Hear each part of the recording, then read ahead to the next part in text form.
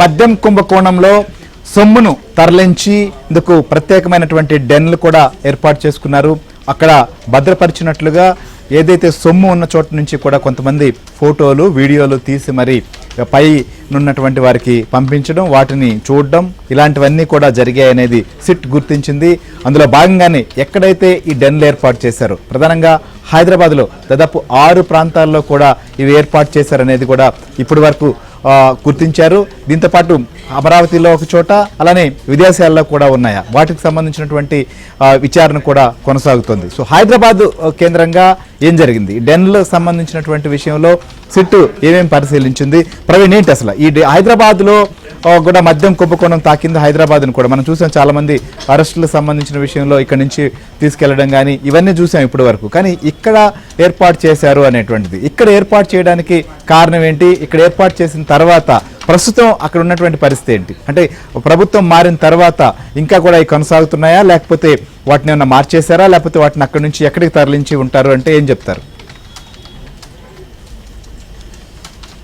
AP liquor స్కామ్లో దాదాపు 3,500 కోట్ల అవినీతి జరిగినట్లు ఇప్పటికే ప్రాథమిక ఛార్జ్షీట్లో కూడా సిట్ నివేదించింది. ముఖ్యంగా హైదరాబాద్ కేంద్రంగా 6 డెన్లు ఏర్పాటు చేసి 100 కోట్ల రూపాయల నగదును కూడా 6 ప్రాంతాల్లో డెన్లుగా ఏర్పాటు చేసి నగదును అక్కడ దాచిపెట్టారనేటువంటి అంశాన్ని అయితే మాత్రం తాజాగా తన సిట్ విచారణలు కూడా వెల్లడించినటువంటి పరిస్థితి కనపడుతుంది. ముఖ్యంగా బంజారా హిల్స్, నార్సింగ్, నానక్రామ్గూడతో పాటు ఫిలిం నగర్ ప్రాంతాల్లో దాదాపు 6 డెన్లుగా ఏర్పాటు చేసి వాటిని ఆ నగదును కూడా దాంట్లో డంప్ చేశారు. మరోవైపు దుబాయ్లో కూడా ఒక డెన్ ఏర్పాటు చేసి హైదరాబాద్ నుంచి దుబాయ్కి పంపించి తిరిగి మళ్ళీ రూట్స్ వీళ్ళకి ఆ నగదు వచ్చే విధంగా వీళ్ళు ఒక పథకం ప్రకారం ముందుకెళ్లారనేటువంటి అంశాన్ని తాజాగా సిట్ విచారణలో కూడా వెల్లడైనటువంటి పరిస్థితి కనపడుతుంది.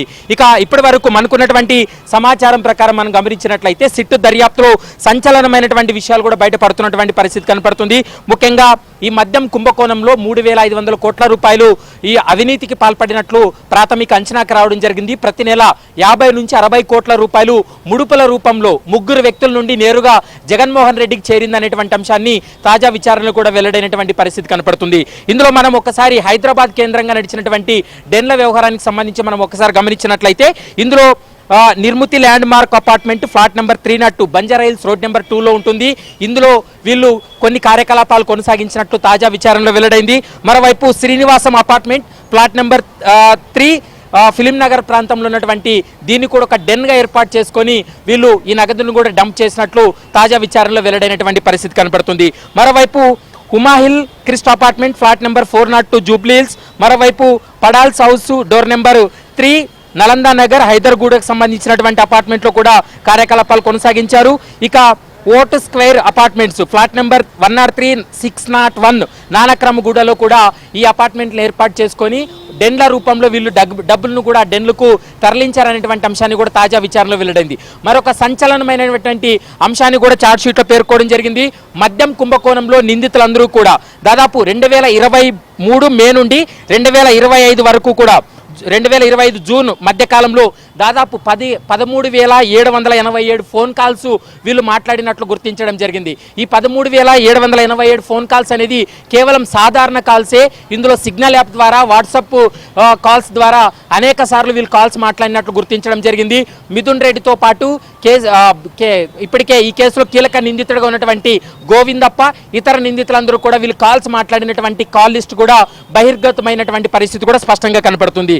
ఇందులో మరొక కీలకమైనటువంటి అంశం ఏంటంటే రాజ్ కేసిరెడ్డి నుండి మిథున్ రెడ్డికి డబ్బులు వెళ్తాయి, మిథున్ రెడ్డి నుంచి నేరుగా బాలాజీకి వెళ్తాయి, బాలాజీ నుండి అంతిమంగా బిగ్ బాస్ చేరవేర్చారనేటువంటి అంశాన్ని ఛార్జ్షీట్లో కూడా స్పష్టంగా పేర్కోవడం జరిగింది. అంతిమంగా జగన్మోహన్ రెడ్డికి ఈ ముడుపులన్నీ కూడా చేరవేర్చారనేటువంటి అంశాన్ని గుర్తించారు. ముఖ్యంగా ఈ మద్యం పాలసీలో కూడా అనేక అవినీతికి పాల్పడ్డారు. మద్యం పాలసీ అవినీతి చేయడం కోసమే వాళ్ళకు అనుకూలంగా మద్యం పాలసీని తీసుకొచ్చారనేటువంటి అంశాన్ని కూడా సిట్ దర్యాప్తులు కూడా వెల్లడైనటువంటి పరిస్థితి కనపడుతుంది. ఈ కేసులో విచారణ చేసే కొద్దీ కొత్త విషయాలు కూడా బహిర్గతమవుతున్నటువంటి పరిస్థితి. దేశంలో ఇంత పెద్ద స్కామ్ అని మనం భావించాల్సి ఉంటుంది.